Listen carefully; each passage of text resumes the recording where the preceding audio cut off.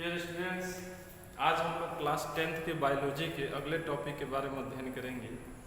इससे पहले हम लोग प्रकाश संश्लेषण के बारे में अध्ययन किए और सिद्ध करना था कि प्रकाश संश्लेषण क्रिया में कार्बन डाइऑक्साइड की आवश्यकता पड़ती है, प्रकाश संश्लेषण क्रिया में क्लोरोफिल की आवश्यकता पड़ती है, ठीक है, जल की आवश्यकता पड़ती, इन्हीं के बारे में हम लोग अध्ययन कर रहे थे। अर्थात क्रियाकलाप के बारे में, इसके प्रकाश संश्लेषण की जो एक्टिविटीज हैं उनके बारे में अध्ययन कर रहे हैं, जिनमें आज दूसरा हम लोग टॉपिक इसका पढ़ रहे हैं।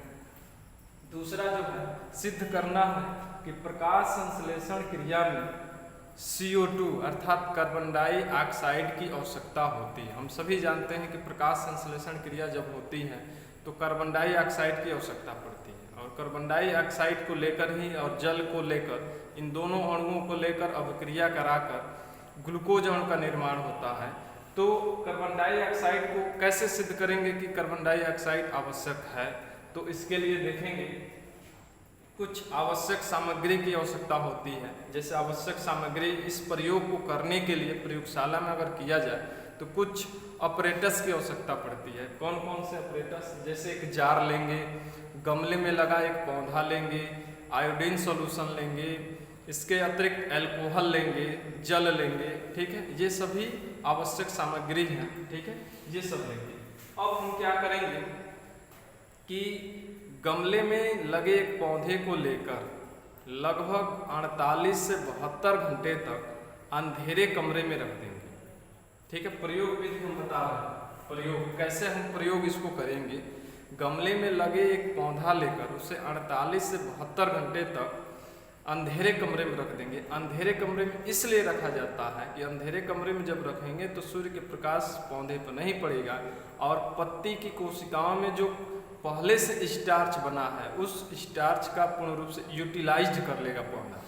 तो 72 घंटे के बाद जब निकालेंगे अंधेरे कमरे से तो उनकी पत्तियां मुरझाई हुई नजर आती है। अब क्या करेंगे कि उस गमले में लगे पौधे की एक पत्ती को लेकर एक चौड़े मुंह वाले जार के अंदर पत्ती का आधा हिस्सा जार के अंदर प्रवेश करा देंगे और पत्ती का आधा हिस्सा बाहर रहेगा, ठीक है।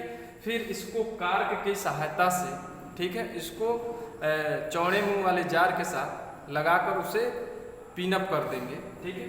और पहले से ही इस जार में KOH विलयन डाले रहेंगे, पोटेशियम हाइड्रॉक्साइड विलयन डाले रहेंगे। पोटेशियम हाइड्रॉक्साइड विलयन इसलिए डालेंगे क्योंकि KOH विलयन जो होता है यह कार्बन डाइऑक्साइड का एक अच्छा अवशोषक होता है। अगर जार में पहले से कार्बन डाइऑक्साइड इकट्ठा है तो उसको एब्जॉर्ब कर लेता है, अवशोषित कर लेता है KOH विलयन, पोटेशियम हाइड्रॉक्साइड, इसलिए KOH विलयन डाला जाता है, ठीक है। इस तरह सिस्टम तैयार करके फिर इसको लाकर सूर्य के प्रकाश में रख दिया जाता है। लगभग 4 से 5 घंटे तक सूर्य के प्रकाश में रखा जाता है। फिर 4 से 5 घंटे के बाद उस पत्ती को तोड़ लेंगे और पत्ती को तोड़ने के बाद देखेंगे, मान लीजिए ये पत्ती है, ये पत्ती है और वहां पे हम लाइन खींच लेंगे, पेंसिल की सहायता से लाइन खींच लेंगे जो जार के अंदर था और जो जार से बाहर था उसके मध्य लाइन खींच लेंगे ताकि पता चले कि कौन सा भाग जार के अंदर था और कौन सा भाग जार के बाहर था, ठीक है। अब इसको, इस पत्ती को लेकर फिर अल्कोहल में बॉयल करेंगे। बॉयल इसलिए करेंगे ताकि पत्ती में जो क्लोरोफिल हो वो नष्ट हो जाए। पत्ती बाद में जब बॉयल हो जाती है तो वो रंगहीन हो जाती है। फिर अब क्या करेंगे कि इस पर आयोडीन सॉल्यूशन गिराएंगे, दोनों, यहाँ पर भी आयोडीन सॉल्यूशन, यहाँ पर भी गिराएंगे और यहाँ पर, यानी जो जार के अंदर वाला हिस्सा पत्ती का था उस पर भी आयोडीन सॉल्यूशन गिराएंगे और जो जार के बाहर था वहाँ पर भी आयोडीन सॉल्यूशन गिराएंगे। तो देखेंगे कि जो जार के अंदर का पत्ती वाला हिस्सा था, जब उस पर आयोडीन सॉल्यूशन गिराएंगे तो वो रंगहीन हो जाता है। क्या होता है? यह रंगहीन हो जाता है, रंगहीन हो जाता है। और जो जार के अंदर था उसका रंग जो होता है नीला हो जाता है, जो जार के बाहर था, जो जार के बाहर वाला हिस्सा था पत्ती का, उस पर जब आयोडीन सॉल्यूशन गिराएंगे तो वह हिस्सा नीले रंग में बदल जाता है, जबकि जो जार के अंदर था वो रंगहीन होता है। इससे सिद्ध होता है कि प्रकाश संश्लेषण क्रिया में कार्बन डाइऑक्साइड आवश्यक है। ऐसा इसलिए है क्योंकि जार के अंदर के हिस्सा वाला जो पत्ती था उसको कार्बन डाइऑक्साइड नहीं मिला, और जब कार्बन डाइऑक्साइड नहीं मिला तो फिर प्रकाश संश्लेषण की क्रिया नहीं हुई है और न ही स्टार्च का निर्माण हुआ है, क्योंकि स्टार्च जो होता है यह आयोडीन सॉल्यूशन से क्रिया करके नीला रंग बनाता है।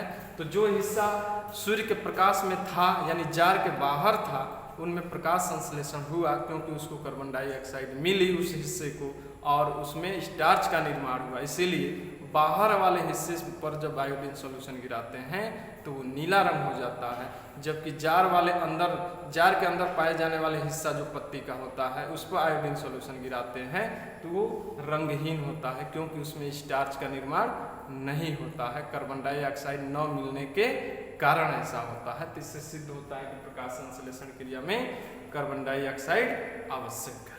ठीक है।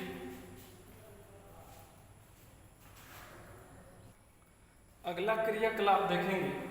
अगला जो क्रियाकलाप है, ये तीसरा क्रियाकलाप हम बता रहे हैं आप लोगों को, ये है कि सिद्ध करना है कि प्रकाश संश्लेषण क्रिया में क्लोरोफिल आवश्यक होता है। सिद्ध करना है कि प्रकाश संश्लेषण क्रिया में क्लोरोफिल आवश्यक होता है। तो वास्तव में क्लोरोफिल जो होता है एक प्रकार का हरे रंग का पिगमेंट होता है जो कि हरित लवक के अंदर पाया जाता है, क्लोरोप्लास्ट के अंदर पाया जाता है। और यह क्लोरोप्लास्ट जो होता है यह पौधे के उन भागों में पाया जाता है जो हरा कलर का होता है, और पौधे की पत्ती जो होती है प्रमुख रूप से हरे रंग की होती है, इसलिए पत्तियों में ही क्लोरोफिल पाया जाता है। और पत्ती ही मुख्य रूप से प्रकाश संश्लेषी अंग कहलाता है, क्योंकि उसी में प्रकाश संश्लेषण की क्रिया होता है। इसमें देखेंगे आवश्यक सामग्री क्या होगी, क्या क्या लेंगे। तो आवश्यक सामग्री में हम लोग आयोडीन सॉल्यूशन लेंगे, एक गमले में लगा हुआ एक पौधा लेंगे, ठीक है। लेकिन गमले में लगे हुए सभी पौधा हम नहीं लेंगे, ऐसा पौधा लेंगे जिनकी पत्तियां चितकबरी होती है। चितकबरी का मतलब होता है कि उनके किनारे किनारे हरे रंग की होती है, लेकिन मध्य में पीला या सफ़ेद या अन्य किसी कलर की होती है, हरा नहीं होना चाहिए, ठीक है। तो किनारे किनारे हरे रंग की होती है, जबकि बीच वाले भाग जो पत्ती का होगा वो अन्य कलर की होगी, हरा नहीं होना चाहिए, ठीक है। तो ऐसे पौधे हम लेंगे, गमले में लगे हुए ऐसे पौधे हम लोग लेंगे। अब क्या करेंगे, उस गमले में लगे हुए पौधे को तो ये सामग्री हो गया। प्रयोग देखेंगे, प्रयोग कैसे हम करेंगे इसके लिए। तो गमले में लगे हुए पौधे को लेकर, ठीक है, उसको क्या करेंगे, अंधेरे कमरे में रखेंगे। इसमें सबसे बढ़िया अगर पौधा लेना है, प्रयोग करना है, तो क्रोटोन जो होता है, क्रोटोन एक पौधा होता है, उसको लिया जाए, क्योंकि क्रोटोन सजावटी पौधा एक है, डेकोरेटेड प्लांट होता है, उसको लिया जाए। उसको लेकर लगभग 72 घंटे तक अंधेरे कमरे में रख देंगे। इसलिए रखेंगे कि जो पत्ती की कोशिका में स्टार्च बना है उस स्टार्च का उपयोग पौधा कर ले। जब 72 घंटे के बाद निकालेंगे तो कुछ पौधे की पत्तियां मुरझाई हुई नजर आती है, क्योंकि भोजन का निर्माण नहीं होता है, अंधेरे कमरे में 72 घंटे तक है। अब उसको निकाल कर लाएंगे और 4 से 5 घंटे तक गमले में लगे हुए उस पौधे को ही लाकर सूर्य के प्रकाश में रख देंगे। सूर्य के प्रकाश में जब 4-5 घंटे रखेंगे, सूर्य का प्रकाश जब पत्तियों पे पड़ेगा तो प्रकाश संश्लेषण क्रिया होगा।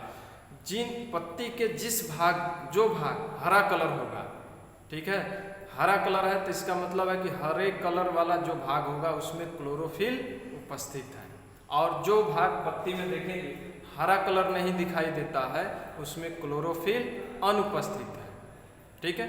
अब जब सूर्य का प्रकाश पड़ेगा पत्तियों को प्रकाश संश्लेषण क्रिया होगा, भोजन का निर्माण करेंगे, स्टार्च का निर्माण होगा। अब क्या करेंगे, उस पौधे की एक पत्ती को तोड़ लेंगे। इस प्रकार तोड़ने के बाद उसको ले जाकर एल्कोहल में बॉयल करेंगे।